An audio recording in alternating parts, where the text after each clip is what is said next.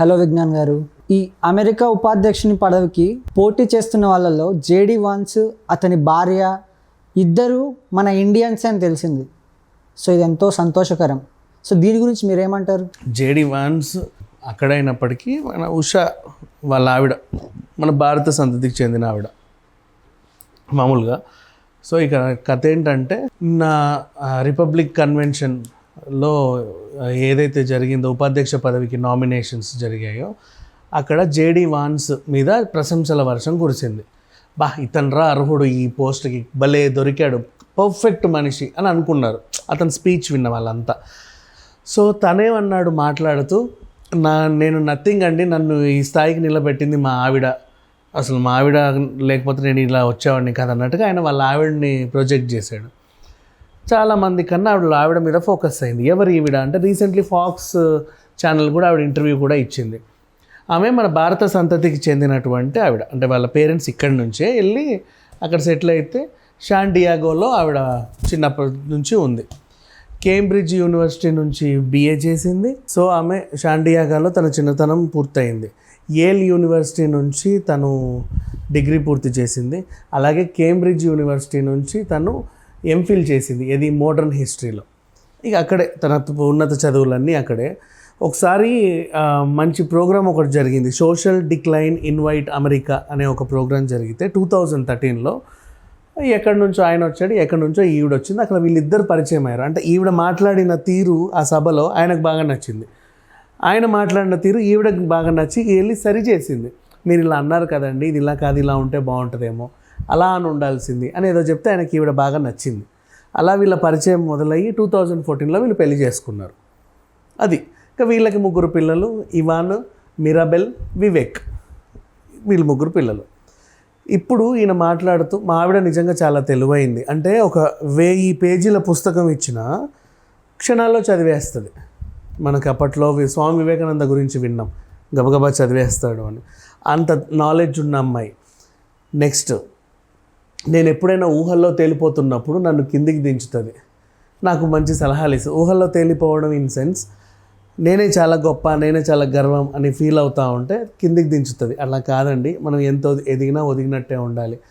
ఈ విధంగా మంచి మంచి ఫిలాసఫీ చెప్పేది వాళ్ళ హస్బెండ్కి. ఎప్పుడు వీళ్ళు తరచూ ఏదో ఒక అంశం మీద మాట్లాడుకుంటూ ఉంటారు. ఈయన మాట్లాడే ప్రతిదానికి ఆవిడ మంచి మంచి సలహాలు ఇస్తూ ఉంటుంది. అలా వీళ్ళ జీవితం కొనసాగుతూ ఉంది. అండ్ అది ఆయనకు బాగా గుర్తు. నేను డల్ అయినప్పుడల్లా మా ఆవిడే నన్ను ఎంకరేజ్ చేస్తుంది, నేను ఇవాళ ఈ స్థాయిలో ఉన్నానంటే మా ఆవిడే కారణం అని చెప్పి అమెరికా ఉపాధ్యక్ష పదవికి నామినేషన్ వేసినటువంటి మనిషి వాళ్ళ వైఫ్ గురించి ఇంత ఇదిగా చెబుతుంటే ఇంతవరకు కట్ చేద్దాం. ఇది చాలా మంచి విషయం, చాలా బాగుంది. ఇప్పుడు అది మన దగ్గర టెలికాస్ట్ అయింది, ఇప్పుడు తెలుగు వాళ్ళ రాష్ట్రాల్లో టెలికాస్ట్ అయింది. ఎవరు ఈమె? ఉషా చిలుకూరి.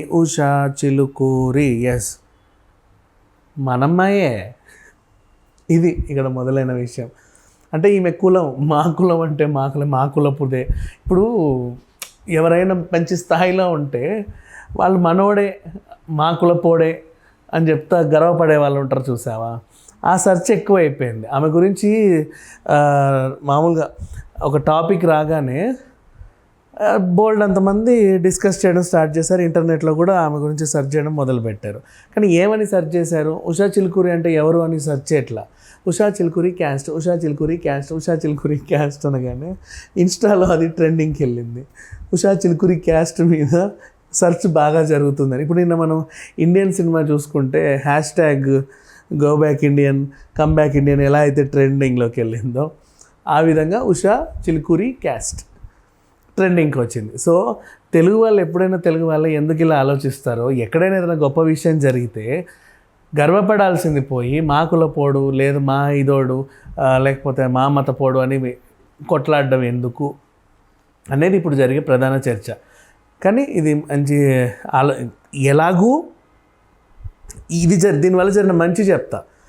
ఇలా కులం గురించి కొట్లాడుకుంటుంటే ఉషా చిలుకూరి ఎవరు అనేది అందరికీ తెలిసింది. ఏంట్రా ఈ గొడవ అంటే, లేదు పలానా ఎవరు అమ్మాయి అంట మా కులం అంటే మా కులం అని కొట్లాడుతున్నారు మీరు. చిలుకూరి అంటే మా దాంట్లో కూడా ఉన్నారు, ఆమె మా కులం అని వీళ్ళు. లేదు చిలుకూరి మా సైడ్ ఎక్కువ ఉంటారు, మా కులం అని వాళ్ళు. వీళ్ళు ఇలా కొట్లాడుతూ ఉంటే ఎవరు అసలు ఆ ఉషా చిలుకూరి అని ఆవిడ గురించి సెర్చ్ చేసి ఆవిడ గురించి తెలుసుకొని ఇన్స్పైర్ అయిన వాళ్ళు బోల్డ్ అంతమంది ఉన్నారు. సో ఒక రకంగా చెప్పుకోవాలంటే ఇండైరెక్ట్గా మంచి జరిగిందని చెప్పుకోవచ్చు. ఇది ఓవరాల్గా ఈ ఉషా చిలుకూరి కథ. సో మొత్తానికి కులం గురించి పక్కన పెడితే పెట్టేద్దాం. మొత్తానికి ఉషా చిలుకూరి గారు తెలుగు వాళ్ళైనందుకు ఎగ్జాక్ట్లీ గర్విద్దాం, గర్వపడాలి. So thank you so much.